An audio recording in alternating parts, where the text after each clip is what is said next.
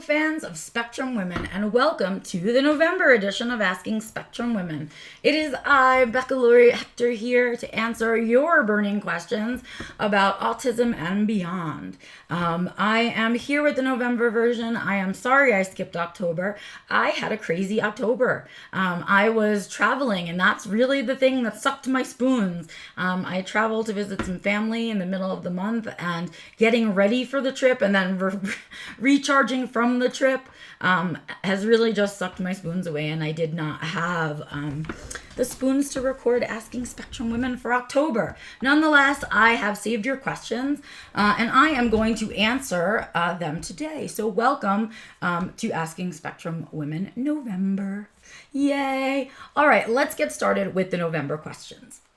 I do my best to paraphrase, and of course people are anonymous unless they ask to be revealed, in which case I will go ahead and tell who it is, but usually I just keep it anonymous. So if you have a question that you'd like me to answer in future editions of Asking Spectrum Women, please feel free to email me directly at info@beccalory.com.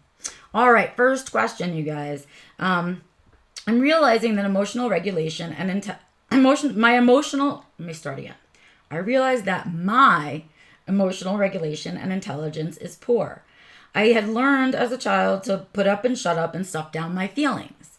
But I don't think, because I don't think that my parents could cope with my emotions. Okay. Now I use food to stuff my feelings down, as they are often too much to bear. In an addictive behavior I find hard to stop. This awareness doesn't stop the behavior.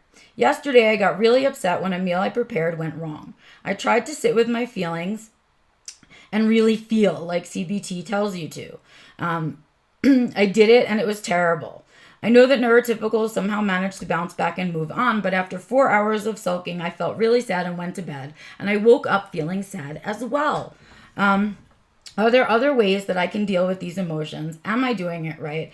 And do I need to be more compassionate with myself for the depth and length of these emotions?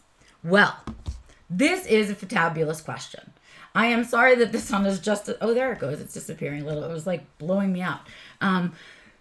Excuse me, right? Because as autistics, we have big emotions. And I think that's why people don't understand empathy, and they don't understand why we express emotions, because we know that our emotions are so big that our way of regulating those emotions is to stop the feeling of it, right? And we cut them off, and we just like distract ourselves, or we stuff them down and use other things like food to stuff our feelings down, which is a common human response to that, right? To not being able to express your emotions or express your feelings. People stuff it down with all kinds of things.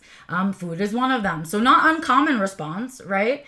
And so I think where we struggle and where it begins is in that space of the fact that when we truly let ourselves feel, all capitals, feel, right? Our emotions are so big that they are scary for neurotypicals to experience, right? And so we've learned not to let ourselves feel, because when we do, we often disturb our support system. We often find ourselves further alone and other things, right? So you're not alone in doing that either, right? I think not only do I do it, but I know a bunch of autistics that do, because we know that it's not that we lack empathy, it's that we empathize so big, it's that we feel so big, right? And that can be intimidating to neurotypicals. Now, having said that, is stuffing it all down with food a healthy response? No, I don't want to encourage that, right? And what I want to encourage is a more healthy behavior. But I also want to validate your fucking feelings about it, because yes, you feel bigger than the average person. Just like your sensory system is more sensitive to smell, to light, to touch, whatever it is, and you're picky about food, you too feel emotions bigger than most people. That's just part of being on the spectrum. And sometimes for us, we only feel some emotions bigger because we have such interoception problems from years of stuffing down our emotions, right? We don't recognize them in the right way. So What I want to say is the length and breadth of your sadness or your response, your emotional dysregulation, right, about this particular incident in alignment with it. I would say neurotypicals would say no, and I would say every autistic on the planet would say yes. Why?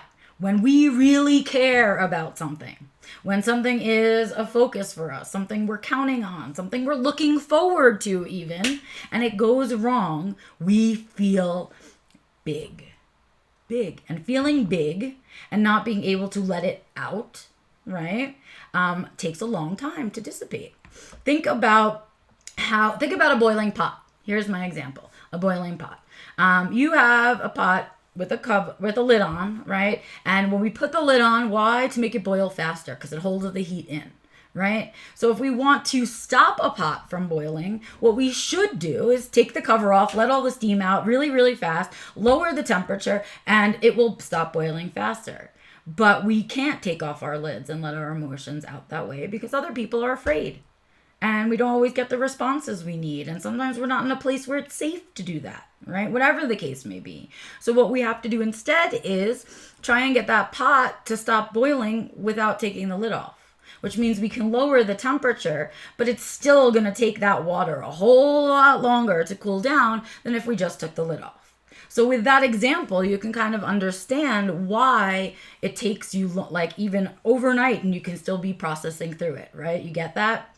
Because it was such a big feel that you kept sort of with its lid on, right? And autistics understand that. We all have our own versions of that meal going bad, right? We all have something that is like that for us, right? What I can say is we can get better at taking the lid off. We can find other ways to take the lid off and cool down faster. There are things that we can do. Some of them are little things like self-care, like detaching, going to bed, making sure that we are, we've sort of separated ourselves from the space in which the thing is occurring, right? And so that's one thing we can do. And it sounds like you did some of that. Other things we can do is go for a walk, literally and physically expend the energy of the boiling pot. Right? Get outside, walk it off. There's a reason people say walk it off, right? Because when we're feeling filled up with energy like a boiling pot, if we go for a walk, that energy is dispensed through the physical activity, which means we're lowering the boiling point just by moving, right? And you can move angry for all I care. You can move angry, you can move sad, you can listen to music while you're doing it, but the physical movement helps us to emotionally regulate, okay? The other thing we can do is create. Use that energy to create. So what I'm saying is that energy is going to occur. You feel big. That's how you feel as a person, right? And what we need to do is get the pot to stop boiling over, and we want to do that in a healthier way rather than just holding it in and waiting and waiting and waiting and waiting and waiting. Right? And there are healthier ways like these, right? We can create joy. We can just create, period, right? Anything. When we get ourselves in motion, we begin dispersing that energy that comes with that big feel. And when we do that, we can kind of lower the pot so that it's something we can monitor and process through, right? But when you're in the moment of that boiling pot, right, all you can think about is making it stop boil. And if you don't have a coping mechanism in which to stop it from boiling, what happens is what happens for you. We get just an extended period of that pot cooling off, right? And so that's what it is. I'm saying you can't avoid it. And that sucks. And there are things that we can't avoid those triggers about. And sometimes we feel things because we're humans. And when we feel them all the way, they are big because we're autistic, right? And so what we need to do is learn not to stuff away our feelings or not to feel, but rather how to deal with those feelings and how to move that energy around rather than keeping it inside. Okay, so I hope that is a helpful answer and a helpful explanation of what I think is going on for us, because of course, everyone's guessing. Let's see. Question. Let's see. My next question is actually really similar to what I just answered, right? It's again about emotional regulation. It's again about those feelings of, and sometimes that emotional regulation comes from feelings of unfairness. Sometimes it comes from a big disappointment. Sometimes, whatever it is that makes you feel big, right? Gets you into that same spot. So this person is asking about that. How do I get out of that cycle where I can't stop thinking about it because it feels so big, right? And the other people aren't getting it. The other people in my life aren't getting how big it feels for me. And their responses aren't they aren't responding in a way that I feel that it's at that level, right? And what I want to say about that, again, is feelings are personal. So you're having a similar kind of thing going on for you that the other question was saying, which is that for some reason, you're struggling with that emotional regulation with things, how to walk away from them, how to let things go that have touched your big feel buttons, right? Because once those big feel buttons get touched, it's hard to just let it go. Right. And so what we end up doing often is drawing other people in with us to that place where we are feeling, right? And we drag people in and re-explain the story, or we keep asking questions, or days later and we're talking about it again, and people get frustrated with us, and they often say things like, you're being so selfish, or why won't you stop talking about those things? You're obsessed with this thing, right? We hear a lot of that, right? And that's because we felt big about something and we are still in the feeling of it over here. And the people in our lives, didn't feel that feeling, right? They didn't have the same response to it as we did. And also, they don't feel things to the extent to which we feel things, right? And so there's a frustration then that comes in there when other people don't get it with us, right? And so we keep kind of trying to explain and pushing, and really what we're doing is extending our own frustration. Right? And what we need to remember is that everybody has their own positionality on everything. Everyone has their own opinion on how to handle a scenario, what response requires what response, when it's an emergency, for whom, all of that stuff. We all have our own versions of that and how we measure that.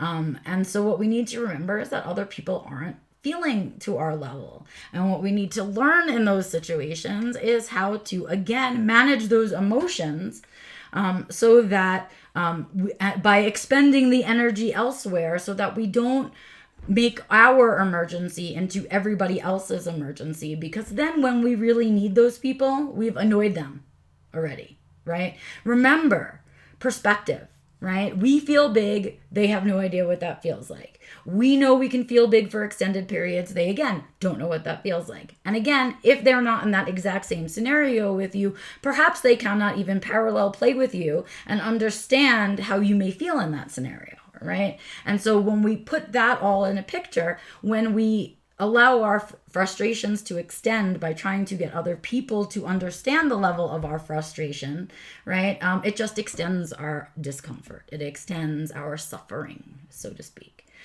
So when we are having emotional dysregulation like that in response to somebody else or something else, what we need to remember is our job in that scenario is to move the energy around.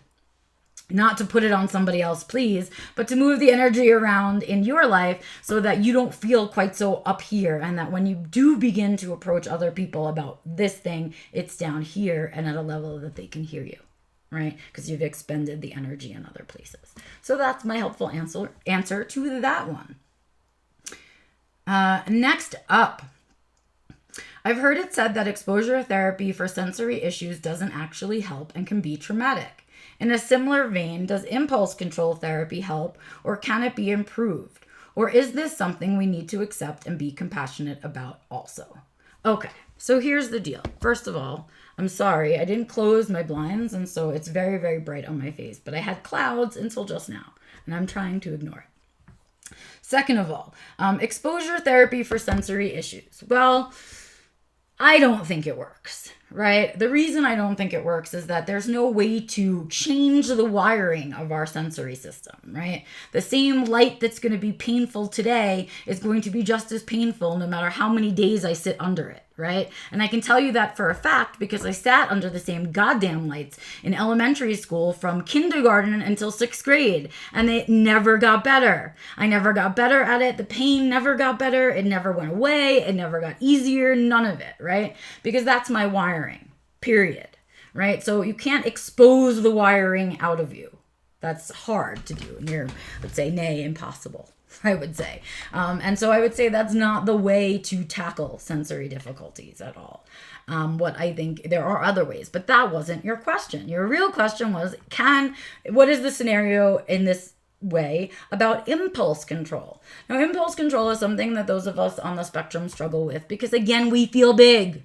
So if we really want to do something, we really, FEEEL, like we need to do it big, right? And it's really hard to hold that back. And if nobody has taught you, right, about the truth and consequences of impulse control or lack of impulse control, you will find them out very quickly on your own, right? When we do things impulsively, that means we are doing them by feelings alone. It means that we are following our feelings and giving no thought at all to the reality of our scenario.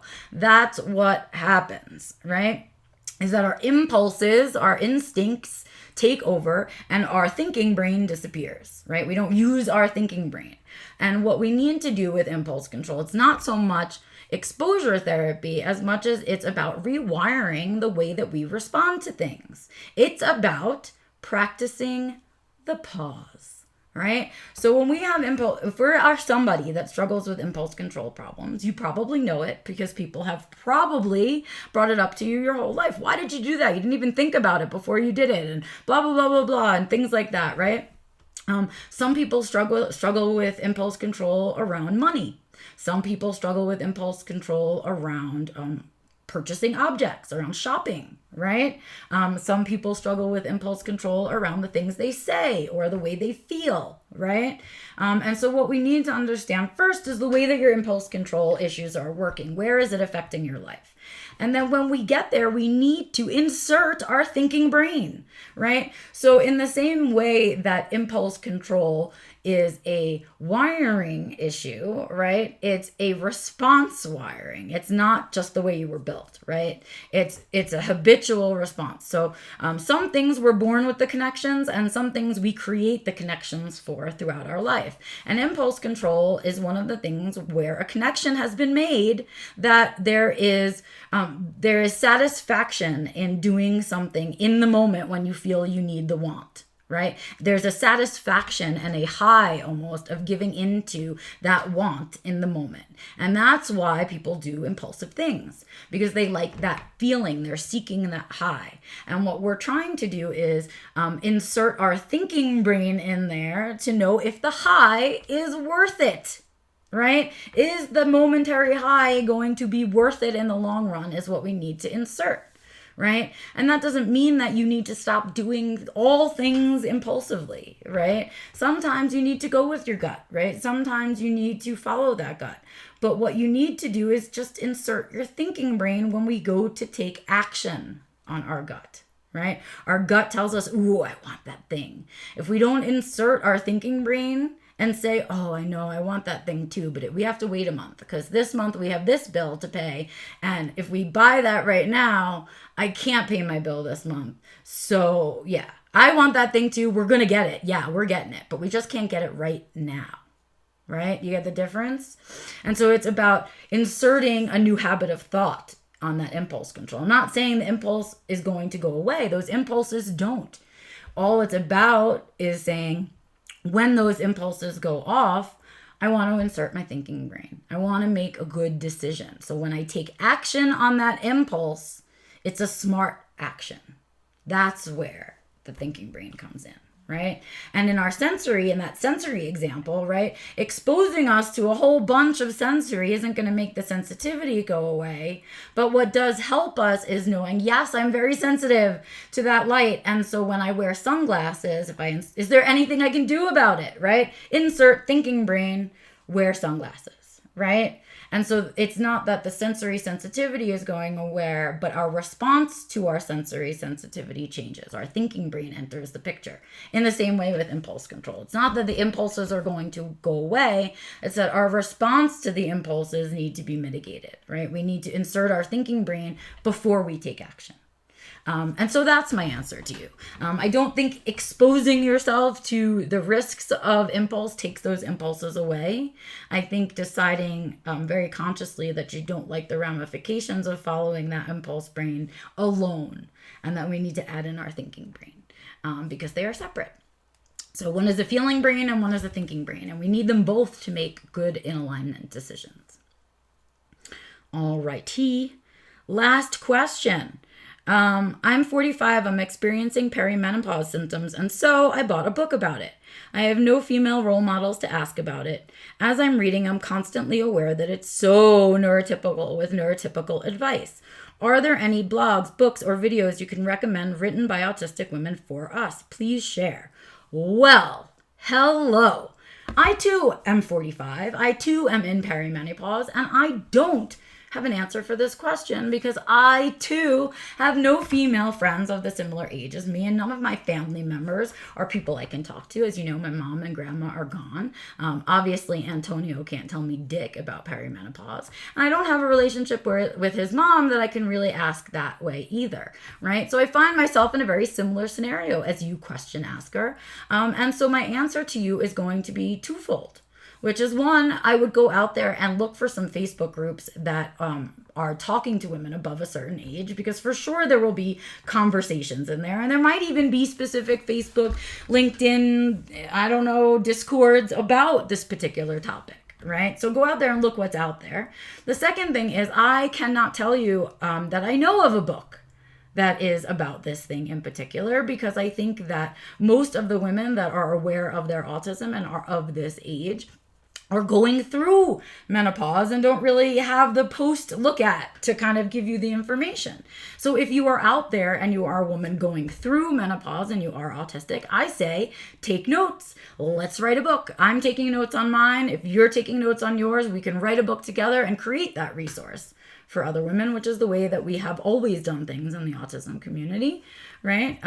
Or we can create a group of our own. So if you are also of this age and you think a group about this stuff would be really helpful to you, I am really happy to create a specific Spectrum Women group or a specific self-defined living group that is for women to talk about these things, because I don't have the answers to your question. I too am just fumbling through these early stages of menopause and dealing with the fact that most of the time I'm hot as fuck and sweating for no reason whatsoever, and everyone else is freezing fucking cold. That's where we're at. My periods are changing. I don't know what to do about it. All kinds of things are happening. My body's changing and I'm lost. And it's different for us. It's different for women on the spectrum. We have different concerns and different worries and other layers, of course, to add on to what is happening to our human body.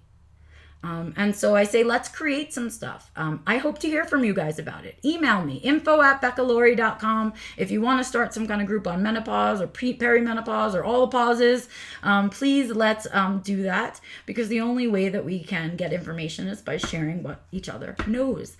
We know ourselves best. So let's do that. If you run a group like that, or you've written a book like that I don't know about, please share it with me via email or in the comments of wherever you're seeing this video. I would love to join. And obviously there are other folks out there who don't know you're out there. So let's do that too. I appreciate that because we are out here and we are struggling. And a lot of us are of this age and living through it. And we don't have all that many women who are over this age that really have chosen to share this information with us. And so let's get out there and get it. Because I'm floating with you, girl. I have no idea what the fuck I'm doing right now, except sweating my balls off. That's what I gotta say. So that's what I've got for you today on Asking Spectrum Women. I am going to be taking a break, as you know, or as many of you know. I struggle with seasonal depression during the late fall and early and most of winter. And so it is really starting to kick in for me now. So I will not be doing a December or January Asking Spectrum Women, but I do collect your questions questions, and I will hang on to them from now until February when I do a February Asking Women and return back to doing it. So I am taking a little hiatus for December and January, but please feel free to comment with your questions wherever you're watching this. I will collect them for the next one, or email them to me whenever they come to you over the next few months, and I will be sure to include them in the February edition. Thanks you guys so much for sharing your questions with me, and thank you so much for taking the spoons and time to watch the answers to other people's questions. If you have input or you have resources or you have questions, please feel free to put it wherever you're seeing this video or email me directly at info@BeccaLory.com. I will see you guys out and about on the interwebs, and I will see you post-seasonal depression in 2022 for the February edition of Asking Spectrum Women. Thanks, guys. Bye.